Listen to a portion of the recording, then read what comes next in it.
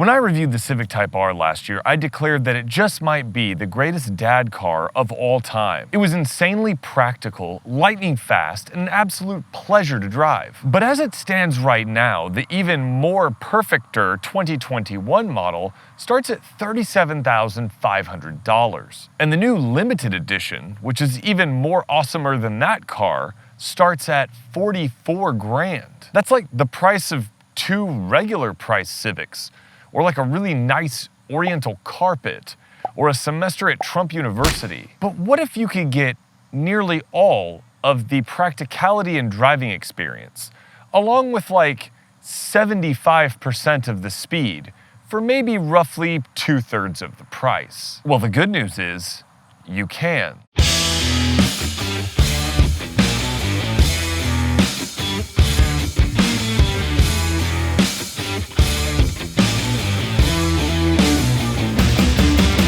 What's going on, everyone? Jax here, and today I have the 2020 Honda Civic Si HPT, which just is really standing for High Performance Tire, but it sounds cooler when you add it to the name.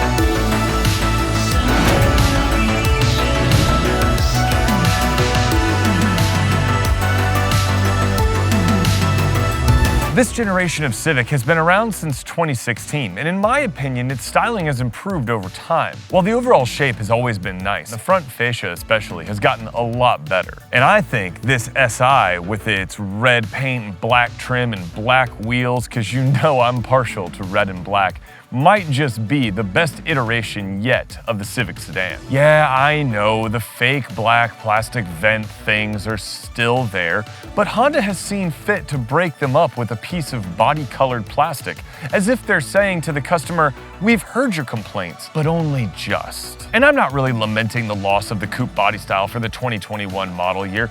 Personally, I think the sedan looks plenty rakish, and with the black wheels, it looks downright sporty. Compared to its chief rivals, namely the Volkswagen Jetta GLI and the Subaru WRX, the Si stands out far more than the flavorless bowl of oatmeal that is the VW. And its more daring design is unobscured by the clouds of vape smoke that are often associated with the Subaru. But how does the Si stack up against those two under the hood?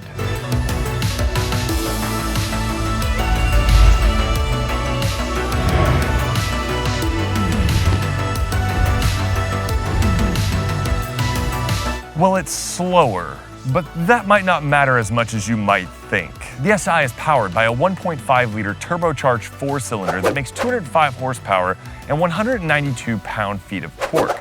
Not huge numbers by any stretch of the imagination. For comparison, the Volkswagen Jetta GLI produces 228 horsepower and a whopping 258 pound-feet of torque from its turbocharged 4-cylinder. And the Subaru WRX makes 268 horsepower and 258 pound-feet of torque. But both of those cars cost significantly more than the Si. And more importantly, both of those cars weigh significantly more than the Honda Civic Si. And as is often the case with enthusiast cars, numbers don't always tell the whole story. No one does or should buy a Honda Civic Si for the numbers alone, definitely not the horsepower. They buy a Honda Civic Si for the driving experience. There's a reason that it only comes with a manual transmission. And I can assure you, it is all the better for it. All right, here we are in the Honda Civic Si. And right away, one of the things that sticks out to you about this car and the way it drives is lightness. This car is under 2,900 pounds, which I can't really think of many mainstream cars that are that light. The structure feels impressively solid. It's not like a detriment to the car at all. It's just a well-engineered, lightweight car, and it handles like it. It feels good when you're driving it. There's just sort of an agility to the Civic Si that you don't expect. It's not especially fast, It's got 0 to 60 in just under 6.5 seconds. 205 horsepower, 192 pound-feet of torque is not gonna light your hair on fire, but it's definitely not wanting. It feels punchier than it really is, and I think a lot of that is due to the lightness. It also has delightful steering. The steering in this car, for a front-wheel drive car, modest power, the steering is very good. You can definitely feel the Civic Type R's trickle-down influence in the Si, that is for sure. Obviously, one of the most notable places where the Civic Si shines is this shifter. This is, in my opinion, the best manual transmission in a car costing less than $30,000, especially a car that you could drive every day. Now you could probably say, well, I could get into a Miata for less than $30,000, but that would be what you would compare it to, something of that caliber. It is that good. It is so positive and satisfying, and it just snicks right into the right gear every time, making this a joy to drive, an absolute joy. It also makes it really easy to drive. You can teach a 15 or 16-year-old how to drive stick on this car in like 10 minutes. It is so easy to drive. We're on the handling road right now. We're going through the first corner, not super fast because there's a guy in a Ford Fusion in front of me who's contemplating his poor choices in life. But this car feels perfectly compliant on this road. The suspension is set up with sort of a sporty bent right from the factory, and it has adaptive dampers. Well, not really adaptive dampers, but they're 2-mode dampers, which is very impressive at this price point. And in sport mode, this car is downright brittle. Like, it is going for it in sport mode. It's not messing around in sport mode. So that's kind of a fun aspect of this car, is that when you switch it into sport mode, it feels like it has a meaningful difference. It has a noticeable change. That was the big bump, and I'm going slower than normal because of, you know, sad accountant in front of me, but it dispatched that bump with not even a protest from the chassis. So this is a very well-rounded car. It also shows you how well the Civic was engineered. I mean, it's going on, what, 5 model years now? 2021 is the next model year. This is a 2020. But 2021, 5 model years, and this feels just as fresh, just as lively as it did then.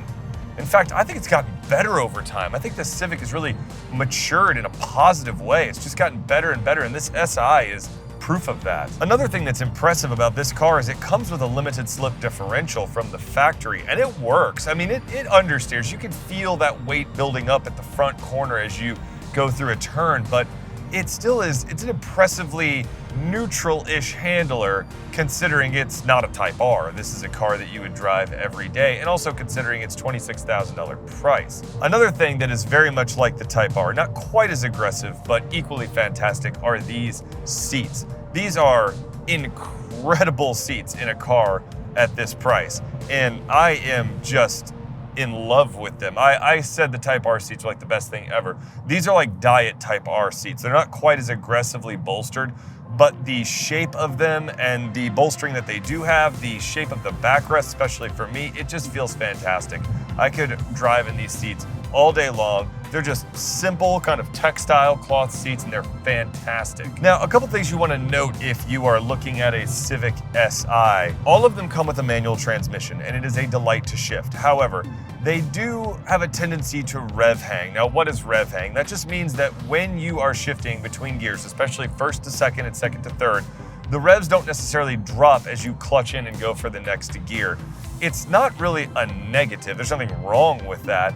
It's just something that makes shifting, if you have driven another car, you have to kind of recalibrate what you're used to if you've driven a car that doesn't have that. It has to do with the electronic throttle control in most cars. Again, not a detriment, it's just something you have to get used to. The clutch is also very light, which is great in stop-and-go traffic, but the engagement point is a little high, so between that and the rev hang, you just have to sort of adjust how you would drive this car. My suggestion for all of you that are interested is to take advantage of the car's sort of power peak, which is around 5,500 RPM. If you sort of shift at the power peak, you don't depress the clutch in all the way because you don't have to, because the engagement point is so high, and you grab a gear and let the rev hang kind of help you match revs instead of working against you, it's totally smooth and easy to drive. I don't really know why people complain about it too much, other than it sounds a little bit funny, but it's just worth noting if this is a car you're interested in, that you want to drive it, get used to it, but it doesn't detract from the performance of the car in any way. Another thing that I would praise the Civic Si for is the steering feel. The steering feel is really good in a regular, everyday, mainstream car costing this amount of money. These Eagle F1 tires really kind of add to the capabilities of this car. They give it a level of grip and steering feel that you don't really find in small mainstream sedans. It definitely adds to the pocket rocket image of the car. Similarly, the brake pedal feel is quite good. I would say the brakes feel a little soft in terms of the actual feel of depressing the pedal, but the pedal itself performs in a very linear, progressive way. This car will stop fast. I had a guy just literally pull out in front of me the other day. I had to go into full panic anti-lock braking mode, and the car actually stopped faster than I thought it would. It jerked me forward because I was not expecting that. Plus, this is a loaner car, and I'm not about to, crumple it up. So I was being pretty aggressive on the brakes, and this car was like, bang, complete stop. Gave me enough time to kind of give that guy a dirty look. I did not give him a dirty gesture. The look said enough. Always a little bit worrisome though when you're driving a press car and someone does something like that. On top of all of this, the Civic Si doesn't really ask for any compromises. It even gets good gas mileage. I've still got about a quarter of a tank of gas after driving it pretty often all week. I'm averaging over 30 miles to the gallon, and I am not taking it easy on this car. I'm having plenty of fun in it. And the Civic Si will get up to like 35 miles to the gallon on the highway. If you stay out of the boost, this is a perfectly reasonable, economical commuter car. It basically makes you wonder, if you know how to drive a stick, why would you get any other Civic at all? I mean, this is a very well-equipped car. Like, why would you get another Civic? Unless you really want that hatchback body style. But do you really? Do you really want that hatchback body style that bad? I think the sedan looks really nice. Going through this turn, very balanced. A little bit of roll, nothing too bad.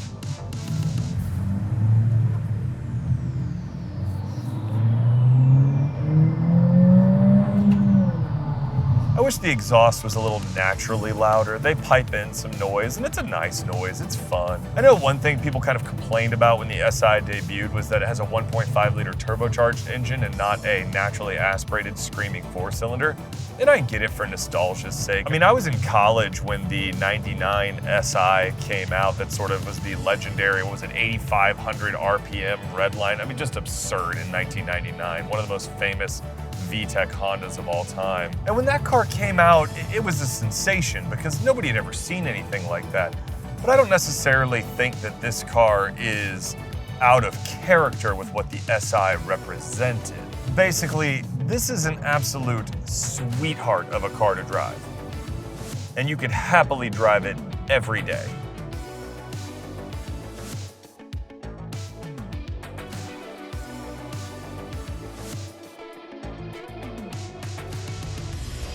There's nothing really to talk about on the inside of the Honda Civic Si since it's mostly the same as every other Honda Civic. But in typical Honda fashion, the Si is fitted with these glorious performance seats that are truly, truly excellent. They're the perfect balance between the form-fitting buckets in the Civic Type R and the sort of normal, reasonably padded seats in the base model Civic. I mean, look at this shoulder support up here.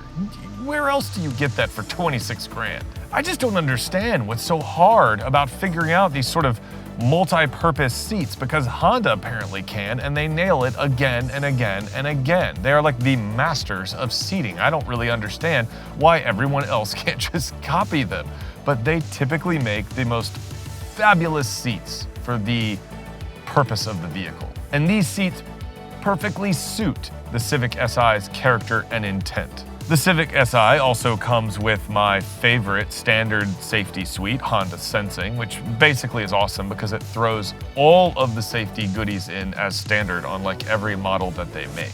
I am a big fan of Honda Sensing, and if you are looking for the safest vehicles on the road, Hondas obviously rank very highly, but Honda Sensing is a fantastic system. Not to be all like big government or anything, but like, shouldn't this be kind of standard across the whole automotive industry? Like, why is it just now a thing that automakers are including all of the safety systems standard? Why should you have to pay money to be more safe? That doesn't make sense. The Civic also has plenty of space for someone who is 6.5 feet tall like me. It looks like the roofline is low, but it's really not. I have plenty of space. This car is equipped with a sunroof and my head's not even close to the headliner. And real human beings can actually sit in the back. Both the girls can fit in the back of this car quite easily.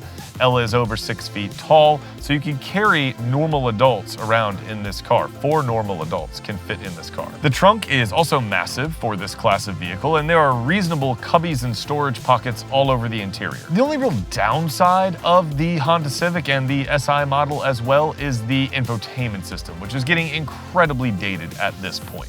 It wasn't great to begin with, and now it's pretty far behind, especially recent offerings from Toyota. It's still highly functional, but the center screen is really small by today's standards. I know we're in this sort of endless cycle of screen one-upsmanship, but it is still kind of a small center screen.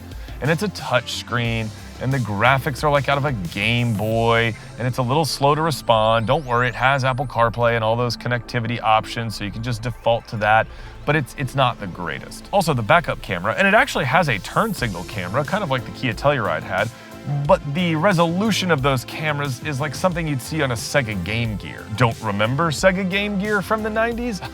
Exactly. I had a Game Gear though. I thought it was cool, but they only made like 5 games, and everyone else had a Game Boy. And even though mine was color and it was backlit, I was all alone. Everyone else playing Tetris on their Game Boy at swim meets. Oh, and the shifter of the manual transmission looks great. It is appropriately sporty and really cool, but it's not cool, especially on a hot summer's day when it's like injecting your hand into the core of the earth. It's hot. Bring a rag or something in the center console. You're gonna need it, or a new hand.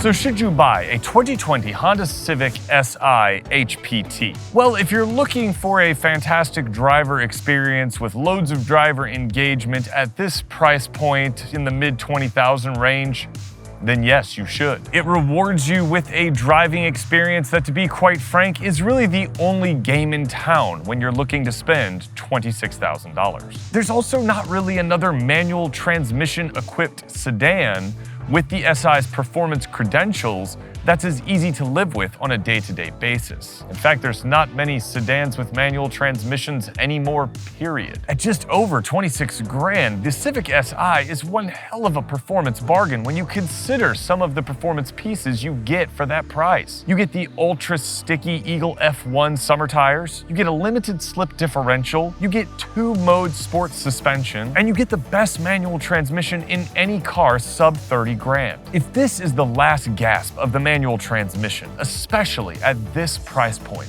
then I applaud Honda for sticking to it and serving a rapidly shrinking market segment, at least for just a little while longer. Yes, last year I said that the Honda Civic Type R was the ultimate dad car because of its performance capability combined with its overall practicality. And that assessment is still absolutely true, if you can afford the now 40 grand price of entry. But for those of us with more modest means, you know, people like teachers, the Civic Si is the real champion here. It seamlessly integrates everything that truly matters about driving into a cohesive package that is simultaneously rewarding and practical. If you're a driving enthusiast that has to rely on one car to kindle the flame of your spirit while still serving as everyday transportation, then the Honda Civic Si might be exactly the spark that you're looking for. Guys, as always, thanks so much for watching. I really appreciate it.